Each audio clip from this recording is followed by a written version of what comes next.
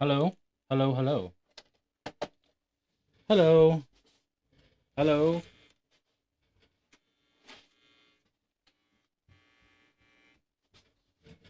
Interesting. Hello, hello, hello, hello. Okay.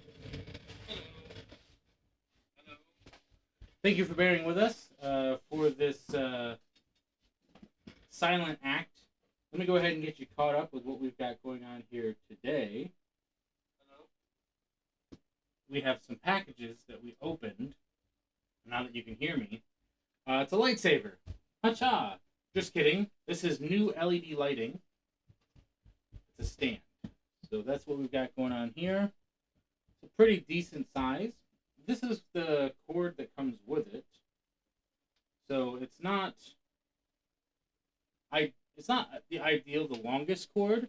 My closest plug-in is over there. I'm in the basement and I only have very few outlets. So we're going to see how this will work. I don't know if this needs to be charged.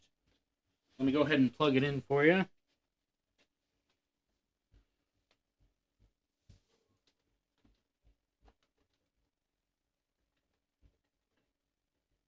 Okay.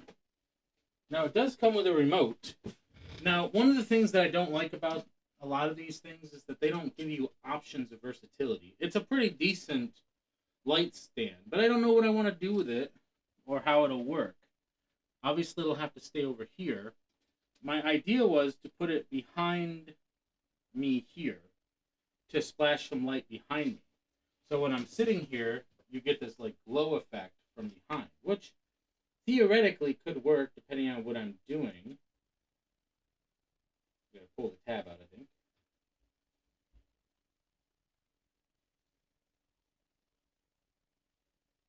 Sometimes I have problems with these remotes even doing anything. Does it come with a battery?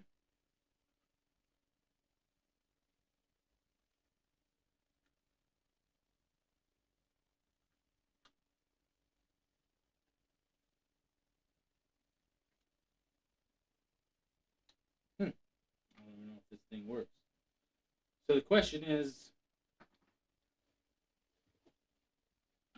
if I can even get it to work, the remote, that is. Otherwise, I have to push the button. So that's the red. Oh, look at that. Okay. Now I think I got it figured out. I'm not a big fan of flashing.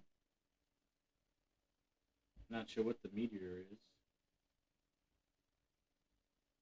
IC set. A lot of buttons here. Auto. I don't even know what a lot of these buttons mean. Let's go ahead and see if we can power it down.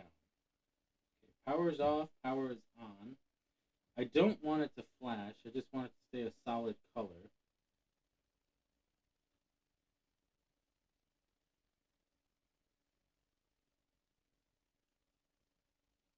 And that's really what we're doing. So we're working on some lighting to get this behind me.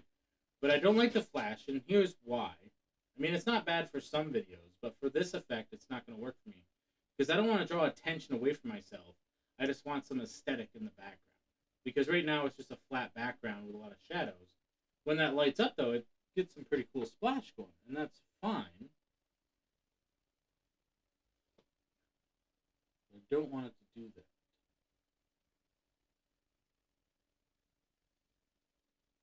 Okay, so that's a jump.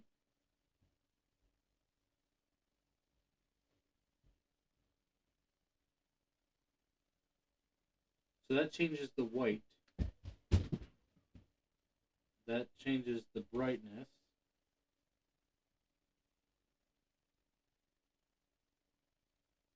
That changes the color. Ooh, purple. Look at that. So now, if I had a longer cord, or if I could slide that back that way a little bit, which I know I probably could, this could run behind it, and then it would sit behind me, potentially just far enough that you wouldn't really see this a whole lot, but you would see the light splash behind me. Which is not terrible, but that means this side doesn't get as much over here. So that's the general idea. Even if I were to set it here, that just looks weird. Even off frame, that is not terrible because it's splashing light over here. If I put my hand over here, it starts to glow. So I could potentially get this as close as possible, and I just, I could be like, oh, oh. What if I could have a coin prepared here and be like, oh, use the power of the force to make the coin appear, and use the light to shine on my hand, and then use the light to shine the coin as I just make that appear from nowhere. I mean, that's an idea. But, okay, so right now we've got it on purple. Let's see what other colors we got here. Ooh. So, for you, that just looks like white or yellow. For me, it's rainbow. Rainbow-ish. That's fun.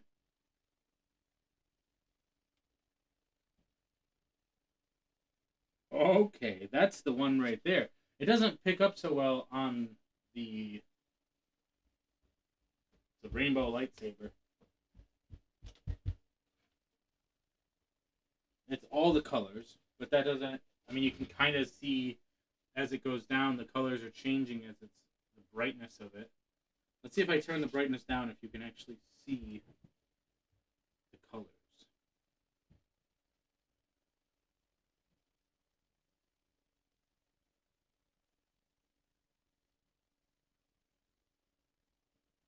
Yeah, you can kind of see them a little bit there.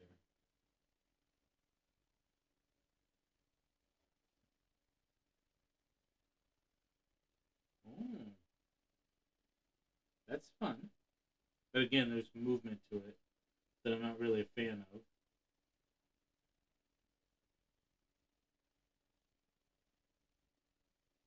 Well, that one's kind of cool. So it's going through all the colors like that. And oh, look at the background. So you can actually see that as it's filtering through all the colors. Well, that's pink. Like that. Pink, orange, blue. So it's filtering through those colors. That's fun. There's purple, purple, purple. There's red, green. Ooh. Blue, red, green. Roy G. Biv right there. That's fun.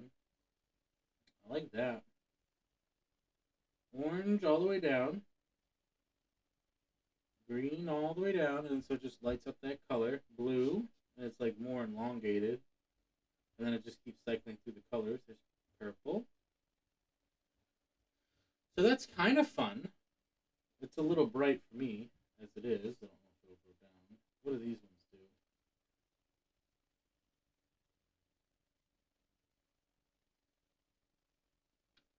So that just opens and closes, basically. See what's this one do? Oh, that's fun. So again, when I'm doing the magic stuff, I'm not sure if I want something like this. I was hoping to have two of them, one on each side. I thought that would be kind of cool. And again, I don't really want the movement, so we're just going to stick with that one for right now. And we will turn the brightness. See, the thing is, like, this itself is just being picked up as light by the camera. If you zoom in a little bit, not actually zoom in, but if you look at it closely, you can kind of see the different shades of color. But it's not until you turn up the brightness that it splashes, and then you start to see the different hues, if you will. You can kind of see the separation of colors as it's light, dark, light, dark, light, like that. So that's fun. And my initial idea, like I said, was to have it right behind me so that it would be behind the chair, so you wouldn't necessarily see it, but the light would just be behind me. That's one objective of this idea, which if I run the cord behind all of this, it'll come out right behind and theoretically might sit right right here-ish, but a little bit further back. So that's the objective there. So that's the first thing, and I think my phone has died. So that's going to be the end of that. Checking the comments and whatnot, which I can still check the comments if I come over here to the computer and bring up my live, and then I'll just have to do it the old-fashioned way here. We have been doing TikToks more often, so you should check us over on TikTok doing lives. We are reposting our daily videos on our YouTube Trick or Day May videos are going over there as well. But we are trying to do more not daily lives. It would be nice if I could do daily lives, but I don't have the time for that for the most part. And let's go with the pop-out menu, pop-out chat. Bring it over here. Fold that up over here.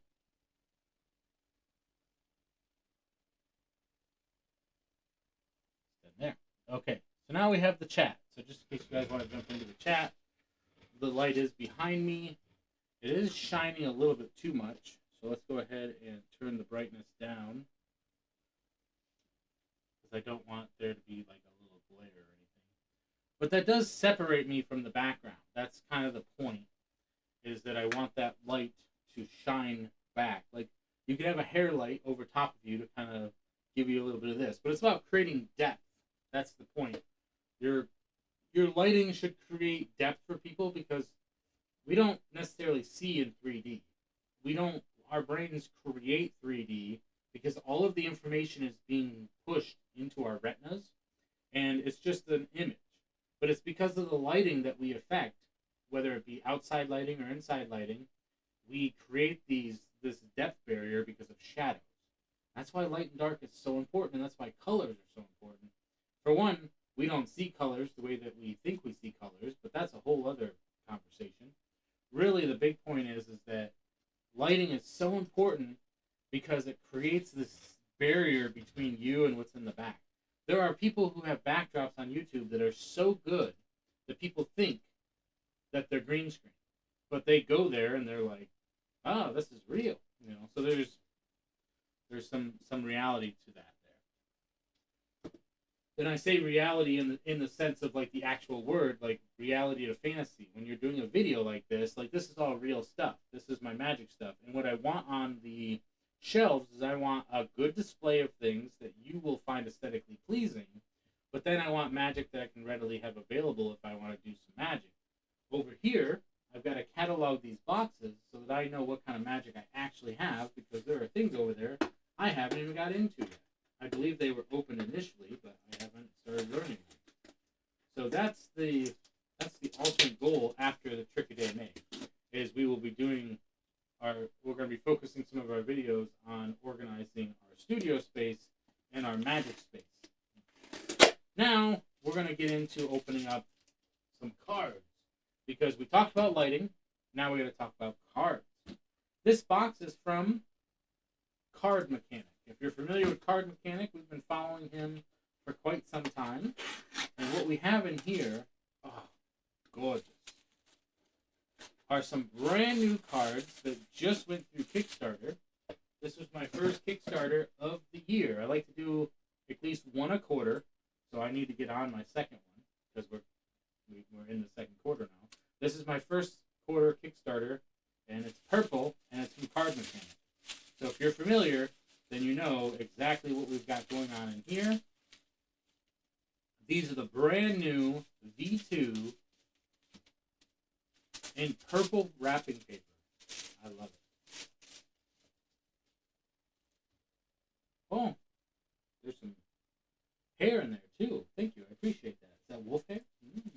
Mm-hmm. So, yes, these are the V2s for the Canis Lupus.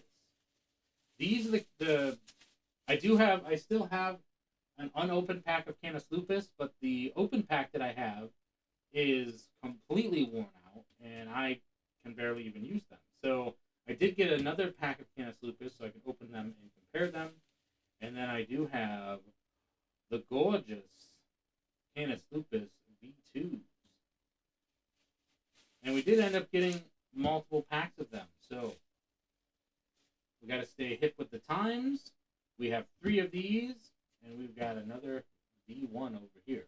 Now, what I'd like to do is attempt to mess up my studio space here by interjecting another video capture over here, because we haven't messed things up enough, if I do say so myself.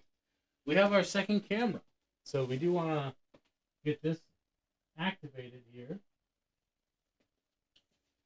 so that we can show you exactly what we got going on here. We're going to clean up our space, even though there's not a lot of stuff going on here. I'm going to put it over here on the desk right now. And let's see here.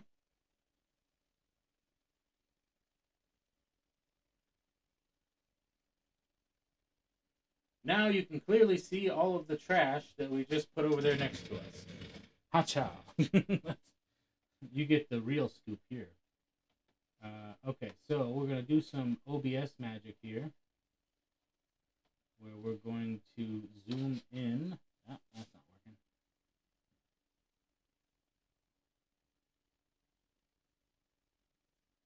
Because we only want to see what we want to see, right?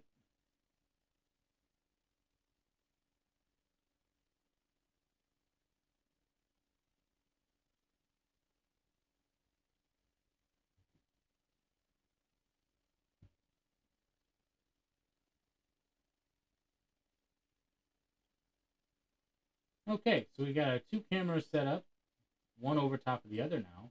Ha-cha.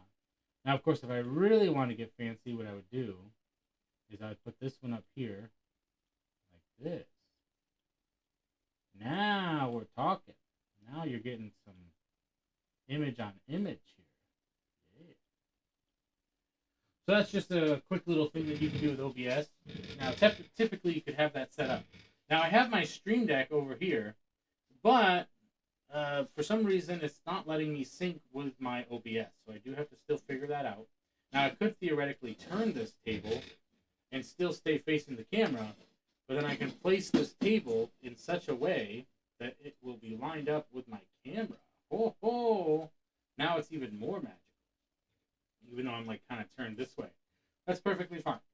So the old Canis Lupus, purple in design, had a chess quality piece to it. So there was the knight is a wolf. There's 2 of those. I would love for Vineet to put together a chess set. Maybe he already has. I don't know. With the wolf and have it themed for this. I'd buy it. And I'd have it sitting right there, over here. So just so you know, Card Mechanic, if you were to put together a chess set, I would buy it and I'd put it right there on top of that shelf, and it would sit there. And I would bring it down and just do some chess stuff. I love chess. I don't play it very often, but I still am a fan of chess. So there's the V1s. It has a little diamond on the top, just in case you haven't been around for a while. There's a little gem here. Canis Lupus Alpha Edition. So that's the V1. The V2. This one does not come with a stamp of approval. Just cellophane there. Cellophane. Here we have the Canis Lupus, which is the similar wolf design, basically just the head of it without the chest piece, on the top for the seal. Then we are wrapped, very nice. And then we have the cellophane wrap, which we are going to open up right now. A moment of silence. Gorgeous.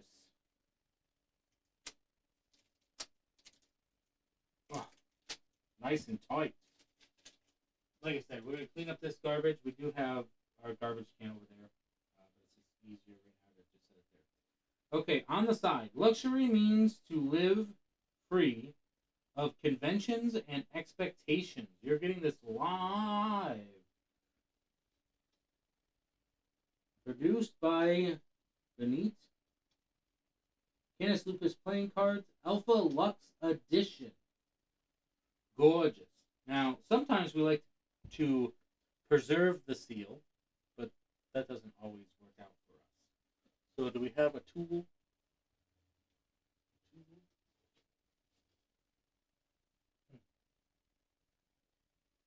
I don't have a tool. Let's see. Will this work? My little assistant will now attempt to open up the Canis Lupus Lux edition. There we go. Thank you, little assistant. I appreciate you more than you'll ever know. Okay, here we go. Just like I appreciate all of you out there in YouTube land. Don't forget to subscribe, because it really does help out the channel. We're doing live videos daily right now for the Tricky Day May. We are doing long-form content talking about Magic Theory and card reviews. And, of course, we're doing our live workshops weekly. We're doing a Raise Your Level workshop where we talk about how to implement the things that we've learned during our Friday workshops, which is our live Magic practice. So we have to master our craft before we can really get into the nitty-gritty of performance. So, today we are talking about the... Oh, sorry. It's shiny. Foiled. Purple. Now, I don't know if the other ones are foiled. I don't know if I ordered a specific one or if they're all foiled. Inside the tuck box, not much going on there. Just black on the interior. We do have purple foil spades. Ooh, there's a two. There's a reveal on the box. There's a two of spades. That's fancy. And the two of spades is right on the bottom. So there is an extra two in there. Oh, look at the back design here. We're giving you the scoop here. This is fantastic. Canis Lupus, luxury means to live free of conventions and expectations, just like on the back, or on the box, rather. We have a purple and a black. Look at that ace right there. That is gorgeous. Gorgeous. Now, the two of spades, the regular one, has the claw marks on it. Everything else looks, I mean, they're definitely not standard. You can see the trim around the outside, like a little faint highlight of purple. And these are some pretty bold pips on here. And what we've done here is we've actually gone back to black. Because in the, oh no, I spoke too soon. The black is black. There's purple highlights. Ooh, there's even like these wolf, like, claw marks on the quartz. I love that. Whoa, we got a little, looks like a little moon design on the ace of hearts, which is purple. Now, one of the things that was interesting about the old ones, and I don't know how it's going to go with these ones, but the purple was so dark that sometimes it would just look black in certain lighting. So it looked like the whole deck was just black pips. But it looks like the purple is a little bit better here, and I love the shape of these hearts. They come down to more of a point, and that's kind of cool. Same looking quartz, but the quartz have moons on them instead of scratches. There's a wolf print on there. Oh, man, that's awesome. And with the reveal on the box, that's pretty stellar. And then we got some fangs.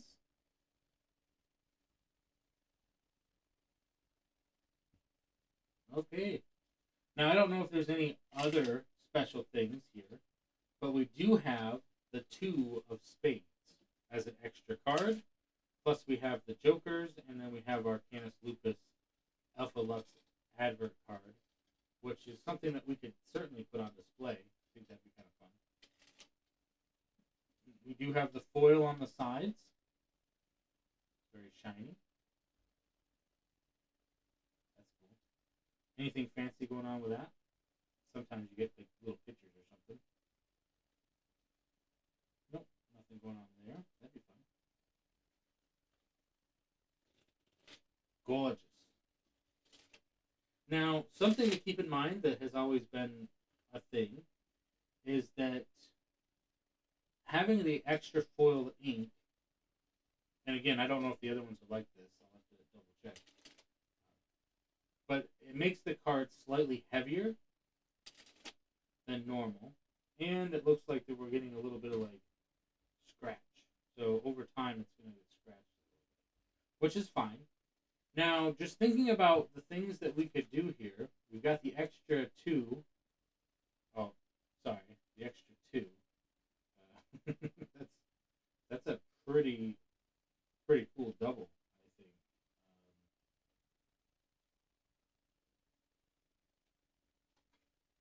It actually reminds me of a trick that I did at one point where I went through the cards like this. I showed the card as it was, which in this case is the 10 of diamonds.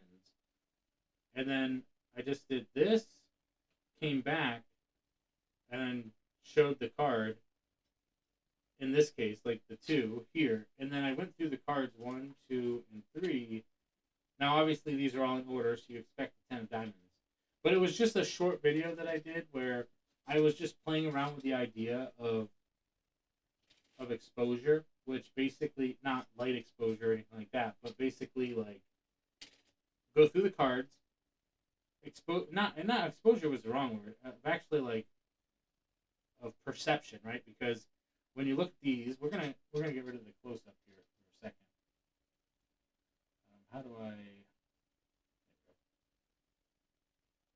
That way we can see what he's got going on here. So basically, when you have the card like this, you don't see the depth, right? So you don't. So I'm just showing you the regular card.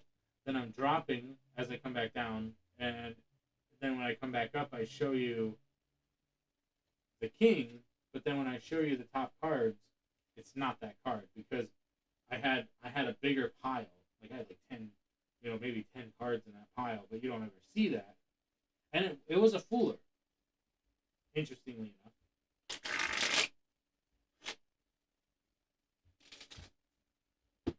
So having the reveal on the box would be quite interesting because I feel like this thing right here should be something that you're utilizing. So let's come back here. We're going to talk some Magic Theory with some cards for a little bit. So we're going to get into the nitty-gritty of this workshop here. Let's check the time to see where we're at. We're at 40 minutes, and we talked about lighting. We talked about our Canis Lupus cards. Now, why don't we talk about some magic that we can do with the Canis Lupus? This is what we used to do for our card reviews. We'd actually open up some cards, we'd go over everything in them, and then we would do some magic with them. Now, what I absolutely love is when the cards actually come with a magic trick, and then we talk about that magic trick. So here are some options for you. You have the 2 here. You have the 2 here. There's something that you can do with that because all you have to do is just show the 2, right? You don't have to show. Just imagine that there's 2 there because you can't see it on the camera. So there's a 2 there, and that goes into the pack. You don't have to show the whole 2 has the markings. Now you could theoretically show that the wolf has found your card if you really wanted to go in that direction. Because you could show the regular 2 and then show that the wolf has found it in the deck. Now that's one way to do it if you want the wolf to find it. Or you could have it separate. You could have it in your pocket. And then when you bring it out, you can just show the 2 or however you want to do it. Just keeping in mind that the 2s are different. So you have to think about that. And as far as where the other 2 is, I think I put it in the center here somewhere.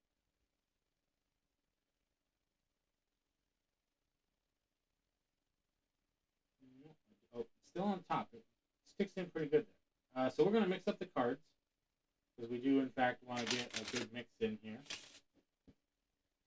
And we want to do the reveal on the decks, or on the box. So I think what that's going to do for us is if we do a 3-phase routine, it always comes down to the ambitious card, doesn't it? That's the ambitious card is one of the, everybody should have one in their repertoire. So what's a good one that we could do with the wolf here?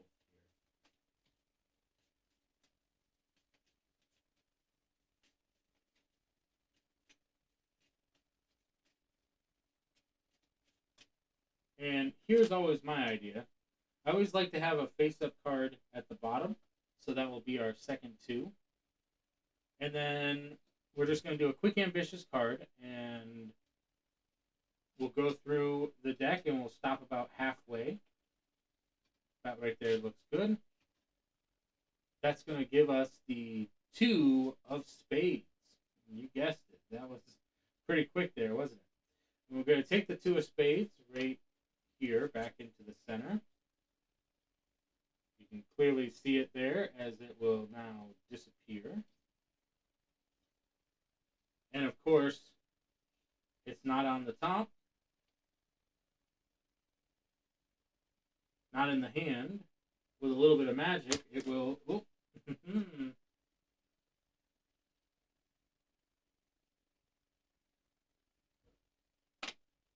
appear on the top. So that's a fun way to do it. Spin it here. Now we're going to put the card face down into the pack, give it a nice little shuffle, and then it should appear in the center. Well, that's weird. I'm not sure why it did that. Oh. Yeah, see that? Okay. Now I figured it out. Okay, so here's where we messed up that part. Love it. So I did the turnover move, but I don't need to do that here. I could actually keep the deck right side up as I place it face down into the pack, and then we could just cut cards to the table. One final cut, and then your card will have turned over. Now, keeping in mind that we do have the wolf one right now. And I think we've known the whole time. We've got the deck box sitting right here. And you see the slashes because the wolf has been following us the entire time. That could be the premise. The wolf is trying to find the card. Let's take a look inside here. Well, there's nothing inside, but if you look closely on the tabs, you'll see the 2 of spades. Now, you still have the 2 of spades here. And then as the convincer, you show that it's now marked with the claws. So let's go over that one more time in a simplified version.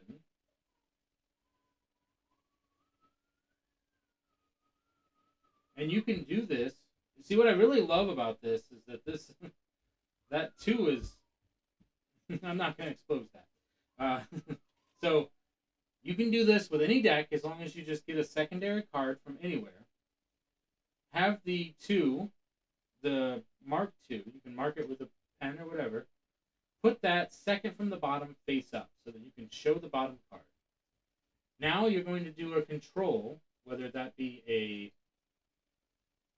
classic control or classic force, control's a different thing. And you're going to get them to pick the 2. So there's the 2. Gorgeous.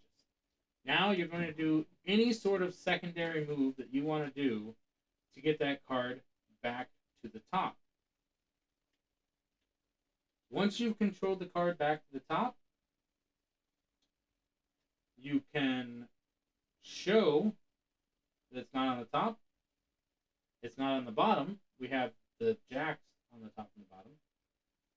You can do the move I did where I drop it and it appears on top. Or any sort of reveal that you want to do for that. Then you could simply just place it into the center anywhere, push it in, and then cut it, and now you're done, right? Because the wolf, the premise would be that the wolf is finding it or something is finding it. Let's take a look to see. Oh, did you hear that? I think it went to the box. There's the moons. That means the wolf is coming. Oh, nothing is in the box, but if you look at the tabs, the reveal of the 2, or I like the idea of revealing this first, then going to the box. But I'm not sure if that really makes sense.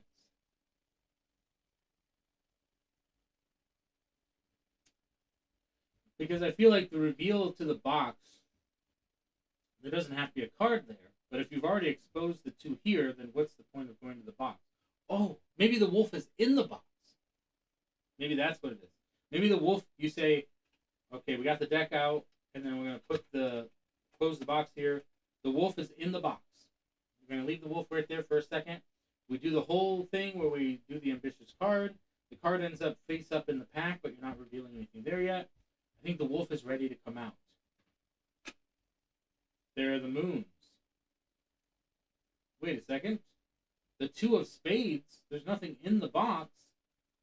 The wolf has already gotten out. Oh no! And he already found your card with the claw marks.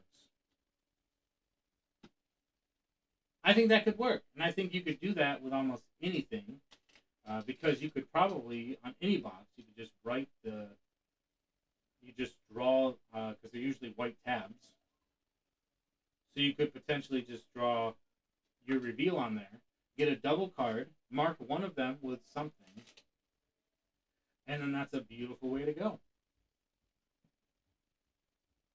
We've actually controlled the two to the bottom. That's fun.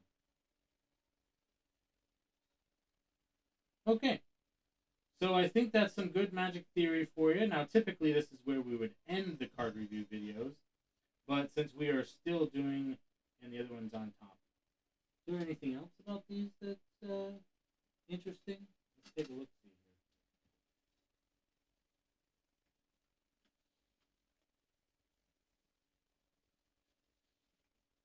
So that's fun.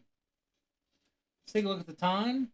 We're at 49 minutes. We got about 10 minutes left. We talked about our lighting, which is right behind us there. We definitely don't want there to be a little bit of a flicker, and it does seem like there's. Oops. See, I told you we were a little bit too close to that, because I do a lot of turning, especially if I'm going to be, and I don't want to hit. So we're definitely going to have to work on that, because where my camera is set up right now, if this is where the table goes, then I hit it every time. So that's not where I want to be with that. See, I just did it again. What I got this time? Oh no! My expired bubbles.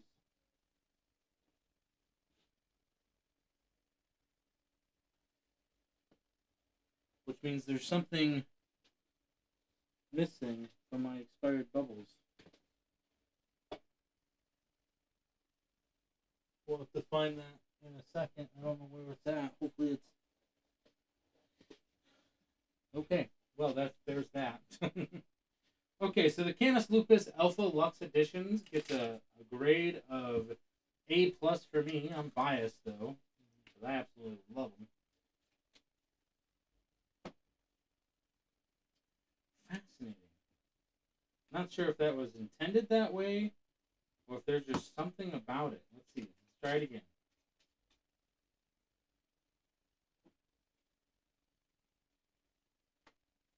This is fun. This is fun. Again, I don't know if this was designed this way, but let me see if it works under test conditions of shuffling the deck like in a casino. You would do 3 table shuffles, blind shuffles. Was that 3? I think that was 3. Then you do a strip cut, and then you'd finally end off with somebody cutting the cards. Now, if this is your card, hallelujah. That is absolutely gorgeous. And you can kind of see, I don't know, that's just so weird. I love it. Is that the other one? No, that's a different. Okay. I was gonna say, so we can shuffle up this card, because you've made it far enough in this video now that you're getting some real exposure here. You're a real one, Mr. Grinch. The wolf card will go into the center of the pack. Multiple cuts and shuffles. Even one of these. And you'll never guess what the card is. That's the 7 of Diamonds, which is my favorite. The top card is the Ace of Clubs, or is it? Because it now has changed into the 10, which is even better. One final cut, top and bottom. I think we may have finally mixed it up enough that you're not going to find your card anywhere in the pack. Nothing there. Nothing there. There's a 2 right there. And of course, the other 2 is missing. But if we look over here in the box, we will find The two of spades. Whoa! Oh! We're howling now. We're howling. The wolf has got its card. I love it. There's something going on here. I'm not going to mention exactly what it is, but there's something going on here with this card that makes this deck 100%.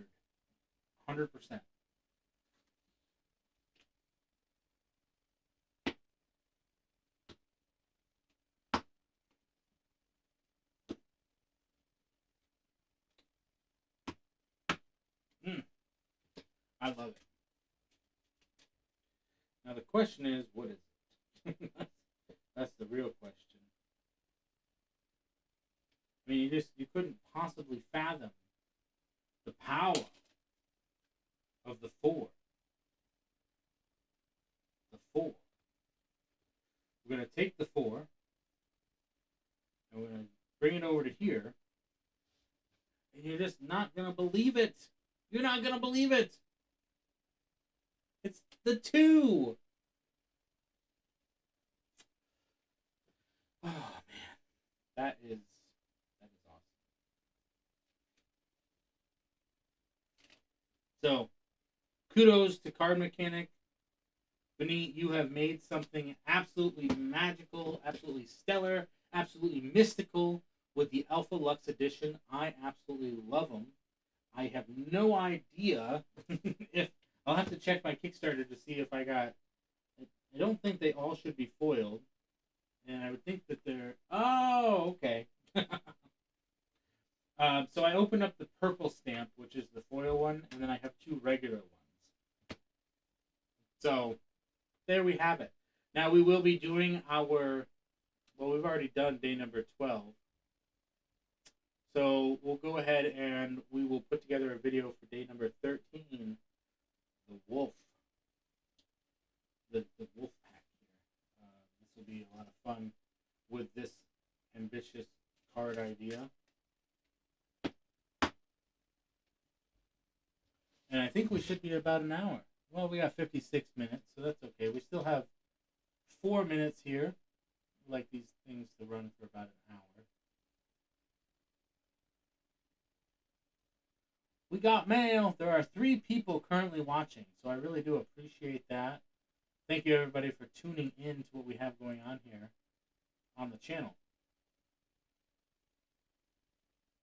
You could go ahead and drop a comment in the live chat or in the regular chat and just let me know what you think about the Alpha Lux. I will also be putting together a long form video, and we'll be doing some short work with this because I think these are going to go back to being my everyday carry.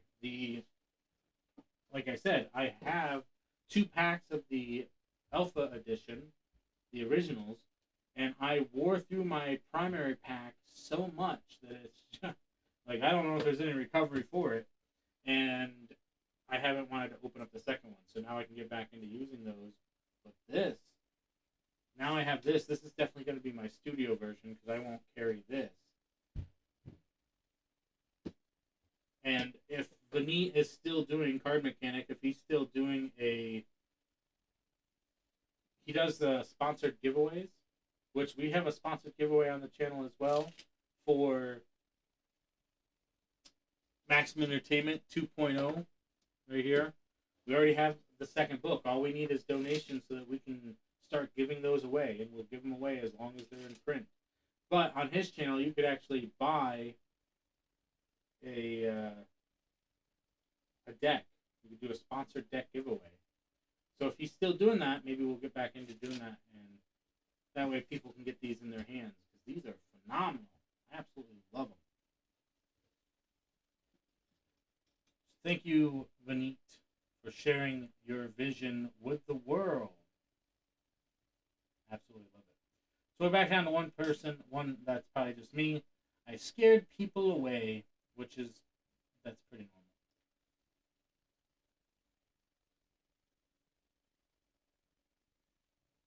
normal. Okay, so we're looking at the chat, nothing going on there. We talked about lighting, we talked about the cards, we talked about a trick. You have to have good quality equipment. That's the thing. And look how I'm dressed, right? So I've got the purple hair, I've got the blue shirt with the little highlights, and the black suit. Uh, there's some things just to consider about your aesthetics. I've got the hat. Now, if I took the hat off, you saw the purple hair. It's all part of the aesthetic, right?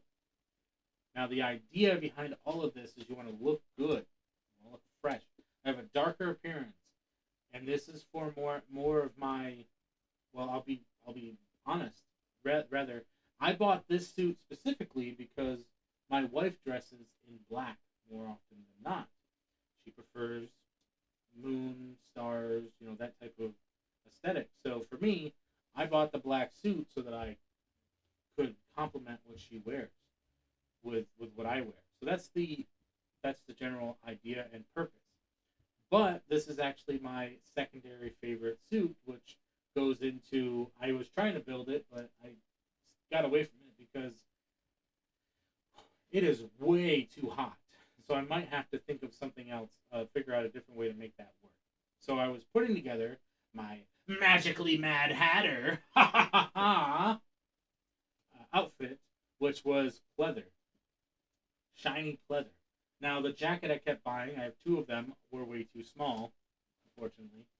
And so and the vest was a little too tight. The pants, I did end up buying a pair of pants that did work, but again, they're hot, and I do wear them from time to time. But I couldn't get the full aesthetic, the full quality, the full suit that I wanted, so I put that on hold.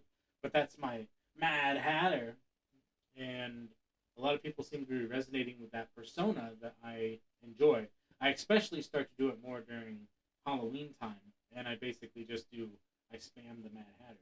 But generally speaking, for my persona for parties, kids, and just in general, is the Lego man, right? So it's basically I carry my Lego kit, which I have probably over there. I had all my stuff packed up because, like I said, I do local meetings at my library. And what's nice about it, and I recommend you do this, especially as you get further along, you might want to start renting out a studio, like a dance studio space if you can. Find some free locations like the library, things like that, and just practice what you're doing. Now, the difference of doing it at the library is that it's a public program, so anybody can come in. So if I'm trying to practice my show, it might not be the best venue. But if I'm trying to practice magic, I can set my stuff up in there and I can just practice away. And if people come in, great. You want to do some magic with me or you just want to watch? That's fine. It can turn into a little mini show for practice purposes. But it gets you out of your studio space and gets you out in the wild where you can start to meet and greet with people, but also gives you just more space. Because if I'm practicing here and I've got this as my space, I'm losing something, right? Because the room is where the magic happens. The studio space is so tiny that this is like, look at this, it's cut off up here, but it's wide. But I should be doing magic over here. I should be doing magic over here. I should be moving around. Now, if you're doing a stage performance, then you don't want to be in the audience. Because if you have an audience, you want to be in the front of the audience at all times. If you leave the front of the audience, there has to be a purpose and there has to be reason to it. Like, so Ken Weber says that you should refrain from going into the audience as much as possible, if not at all. Josh Norbito actually has one of his routines that I can't recall where he got it from at this time. I think it might have been Ozzy Wind or something like that. But he does a telephone trick or something like that, or a projector trick. So he's in the back room and he's reading somebody's mind or something like that. So he's not even in the room and he's still making stellar magic. It can work for you. You just have to make sure that you're prepared for that and you have the right setup. And so he really can make that stellar magic, especially with the experience that he has under his belt. You just have to know what works with your audience and really make that work for you. And that all comes down to one of the biggest things I want to talk about as my takeaway from this episode, this workshop of Raise Your Level, is make sure that your monitoring system is set up before you really get started. Case in point, my audio was not on because I have my laptop set up to Energy Saver, and so it shuts down on its own if it's out of use for a while, which is fine. But then my microphone, my V8S, what is this thing over here? wasn't on because it kicks off because the laptop was off. So that means that I have to go in there, and it took me a second to get everything recalibrated because my monitoring system wasn't up and running when it should have been. That is the takeaway here. It's in Maximum Entertainment 2.0, and it should be a habit that you get into. That pre-show, before your main show, and make sure that your tech is working. You need your video to be optimal. You need your sound to be optimal. Because if they can't see or hear you, then your show will not go on, and you're wasting your time. And so you should take the extra time to make sure that that is working first, and then you go. And that's why you pre-show. That's why you get everything set up. That's why you make sure. That's why you get an MC to announce you if possible. That's why you check your equipment beforehand. Make sure your microphone's good. I have a wired mic, and it's set up right there, but it was not on because the laptop had been off. You want to make sure your lighting is good. I've got my lightings here. We have a new lighting in the back here. It just looks like a light rod, even though it is rainbow. It goes blue, turquoise, like a greenish, yellow, orange, into a pink, purple, and then it starts over again as it comes down. I really love this. On camera, it just looks like a light rod, which, I guess it's more for me. But we're constantly adding more things, and I think I do want to potentially get a second one. I do have a light strip. I couldn't find it. It's basically the LED lights. It's similar to what's inside of here, the strip, and it plugs into USB. I don't even know where the remote is to that, but I think it does. I did have it like on my desk, plugged into my laptop at one point, and I just kind of had it like rolled around. I haven't used it. It's a long strip of LED that I'm not doing anything with. So I could potentially put it on one of these, but then I'd have to figure out something on this side, or I'd have to run the cable behind on the floor behind everything and over to here. So there's options there, but it's also just something that I'm not as familiar with. So we're learning as we go. Lighting is important. Sound is important. These are aesthetic qualities. If they can't see you and if they can't hear you, your show cannot go on. So that is my takeaway, and I do appreciate you guys for following along for the magic. And as always, always remember, stay positive, stay active, and stay awesome. And hopefully, we see you in the next one. Okay, bye.